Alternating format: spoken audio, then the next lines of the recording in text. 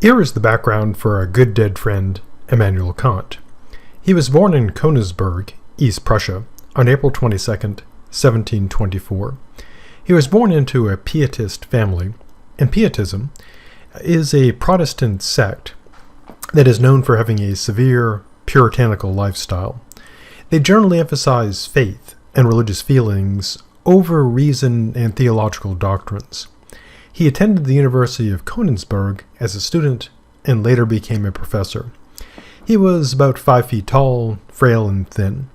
He knew a great deal about geography, the events of his time, but apparently never traveled more than about 60 miles from his home. Of course, back in those days, not traveling too far wasn't terribly uncommon. By some reports, he helped his brother and sisters financially, but it's said that he was not particularly close to them. Not surprisingly, once we look at his philosophy, he was known for being extremely orderly, very scheduled in his life. So much so, a story goes, is that the locals would set their watches by his daily walk. And there's a tale, which maybe it's true, maybe if it's not, it's still a good story, that one day he failed to show up on his walk. And so the people rushed to his house to see if something was wrong. And he said that he'd been so absorbed by a book he was reading that he forgot to take his walk. But he promised he would never, do that again. And so the place that he walked is still known to this day as the Philosopher's Walk. And you could go to the Philosopher's Walk and walk a philosophy walk. He had friends, but later became a bit of a recluse, which is not terribly uncommon among academics. He retired from public lecturing in 1797 and died on February 12, 1804, and is of course still dead today. He made many contributions in metaphysics, logic, aesthetics, and theology. Also outside of philosophy, because back in, the further back you go in the past, the less body of information that humanity has, and so a person can reasonably claim to know a great deal about what's known because there's less known. And so he made contributions in mathematics, physics, geography, and anthropology. People who get paid to teach Kant in particular hold the view that he revolutionized philosophy. And some, again, those who make a career of talking about Kant in particular, say his impact was so important that they divide philosophy into pre-Kant and post-Kant.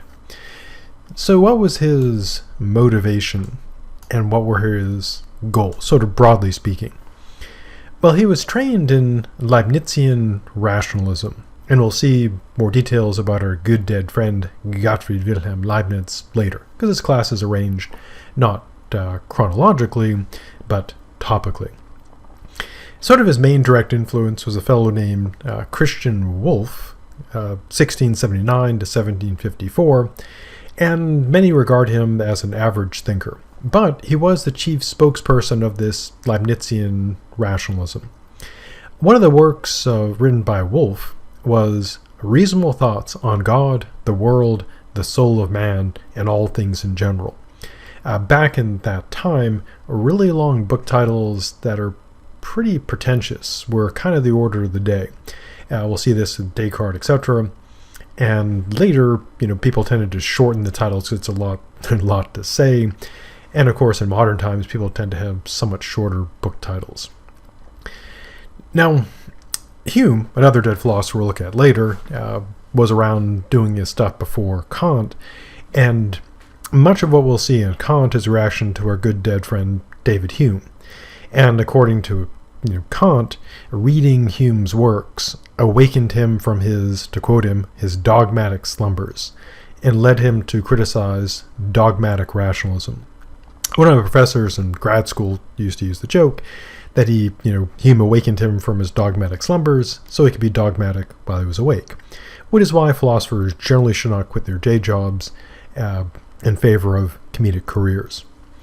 Now, he was rather critical, despite being kind of brought up as a rationalist, philosophically speaking. He was critical of them because, as he saw it, they failed to critically assess human reason before they started getting into their speculations. And Hume, as we'll see, was rather big on you see how human beings work, then you start getting into philosophy. And Kant kind of absorbed that idea. Now, every philosopher, every academic, actually everyone who's anyone who wants to think or talk about stuff, has to begin with assumptions. If you didn't have an assumption, you wouldn't be able to start, because you'd have to be proving forever. And you have to, of course, assume you can prove stuff.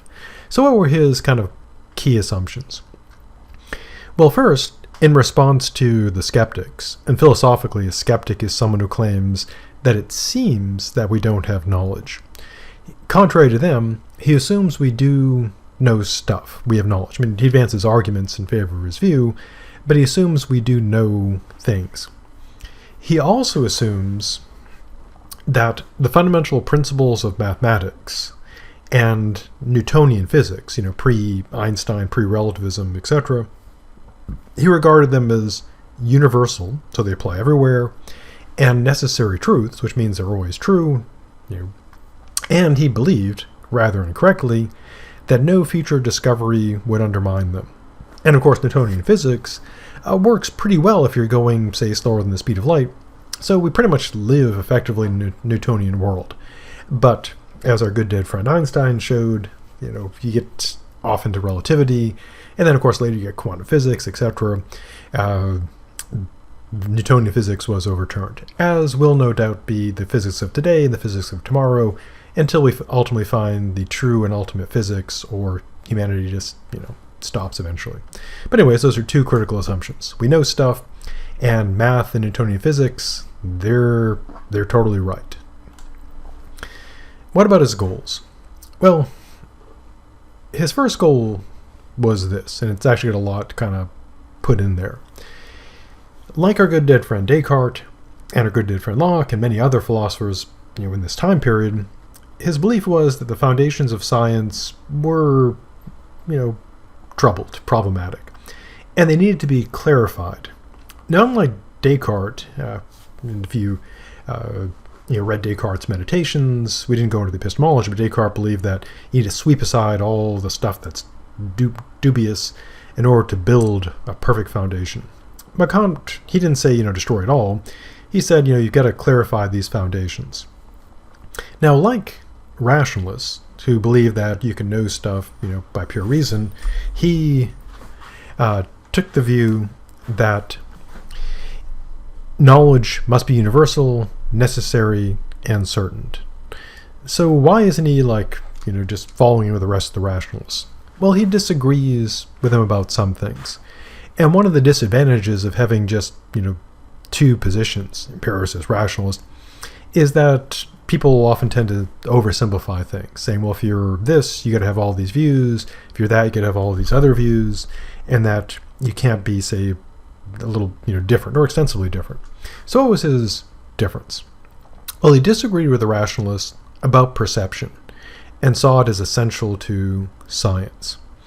Now, getting back to our good dead friend David Hume, he agreed with Hume that a logical proposition, logic, by themselves don't tell you about the world. They merely give you knowledge about relations between our ideas. So logic by itself, math by itself, he accepts, can't tell us about the world.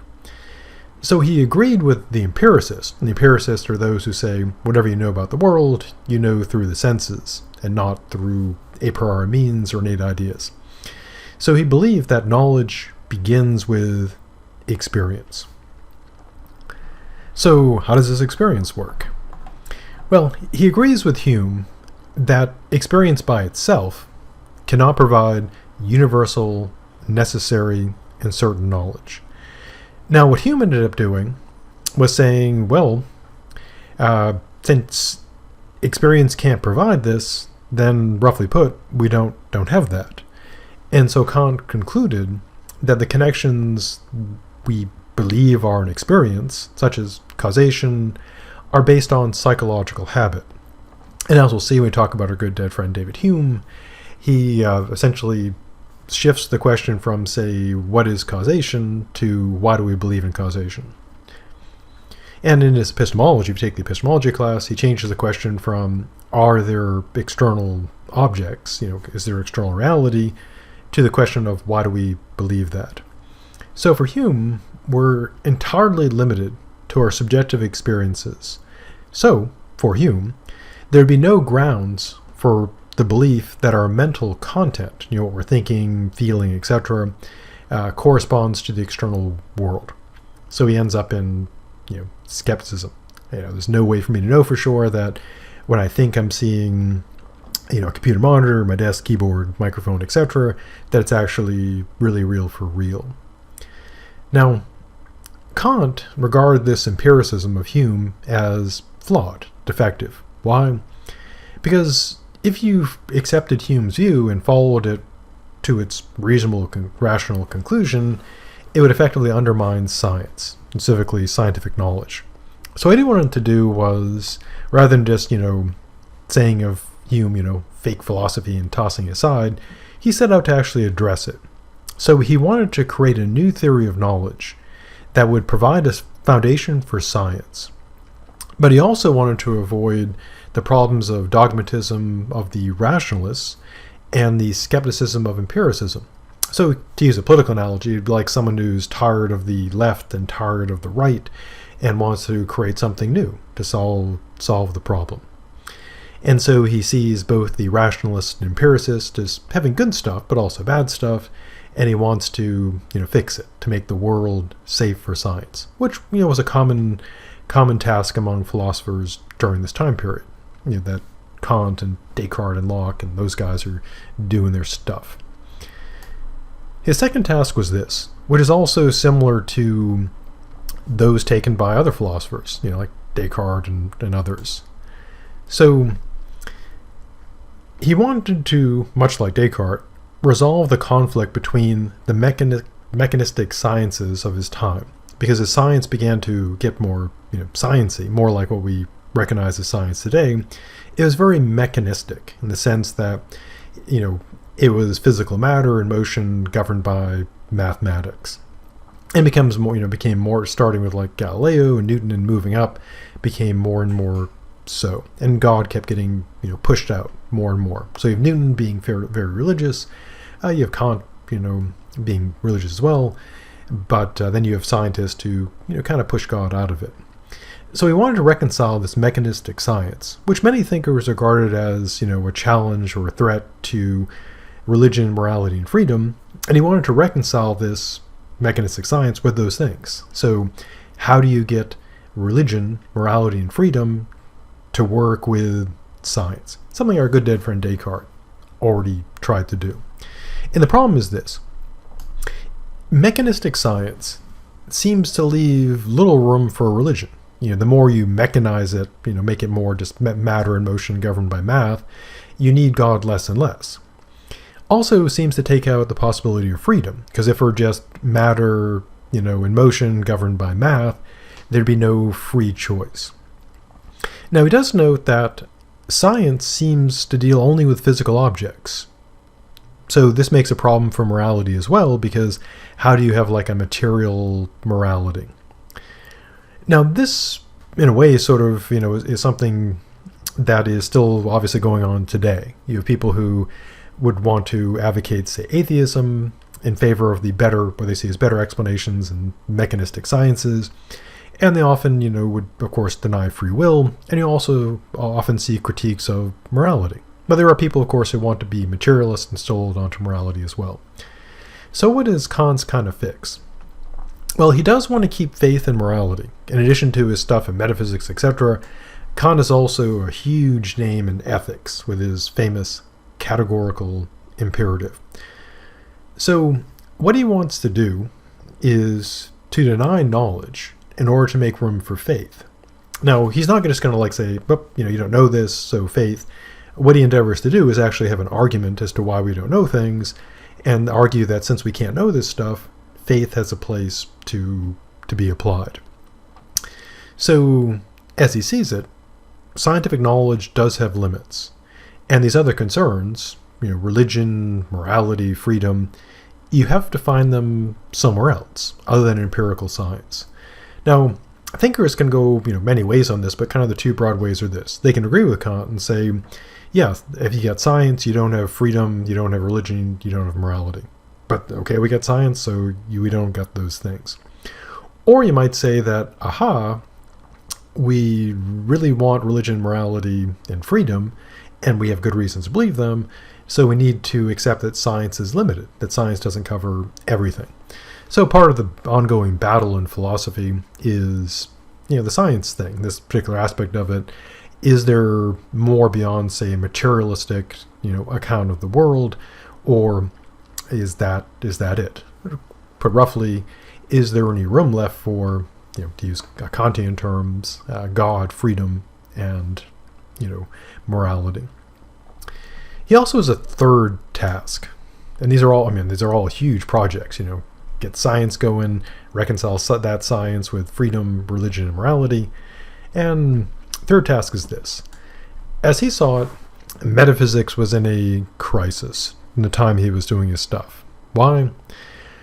Well, traditional metaphysics, kind of classic metaphysics, and classic theology was based on the assumption, for many thinkers, that reason could inform us of transcendent reality. Now, there were obvious exceptions. There have been thinkers, going back to the pre-Socratics, who say, nope, your reason can't do this.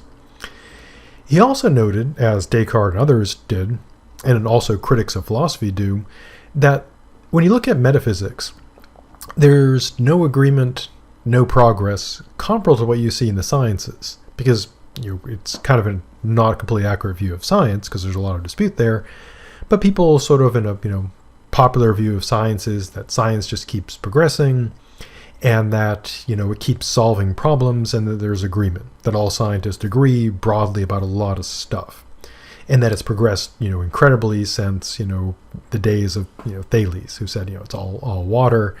Went from that to subatomic physics. Yeah, so in a way it's a fair point. Metaphysics has not made lots of progress.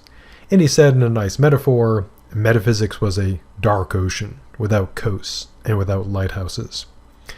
Now, because he'd been corrupted by David Hume, he wouldn't return to the previous rationalism, which he regarded as purely dogmatic, people just believing it just, because, without good reasons.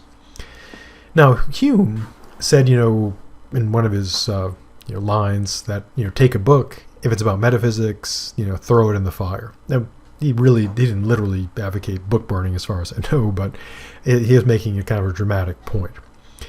So Kant held the view that metaphysics is unavoidable and irresistible. We just can't help it. And more than that, not only can we just not avoid it, it also deals with very important matters. So it's something that we, in a way, we can't avoid doing it. We really want to do it, and it is important. And it would be unreasonable to abandon metaphysics. And he uses, another sort of metaphor or analogy. It'd be as unreasonable to abandon metaphysics because of some, nonsense, as it would be to cease breathing because some air is, tainted, which is, a reasonable analogy. Now, he recognized the failure of traditional metaphysics, and what he wanted to do was explain why it failed, and then develop a more limited version and solve the problem to make the world safe for metaphysics. And one of his, quotes he attributed to him that he liked was this: two things fill the mind with ever new and increasing admiration and awe: the starry heavens above me and the moral law within me. So the stars, of course, belong to physical and mathematical laws. And Kant assumed they were subject to the physical laws, the laws of physics. But he also assumes in this quote that we also feel the force of the moral law. So he believes, reality has key aspects. There's all the physics stuff, and then there's the moral laws. And if you take the class on ethics, we'll talk about this in great detail when we talk about his famous categorical imperative. So he wanted to be able to solve this problem in metaphysics, make the world safe for metaphysics once again, and then reconcile physics, math, and morality, and redemption through metaphysics. So that's the background for our good dead friend, Immanuel Kant. Stay safe, and I'll see you in the future.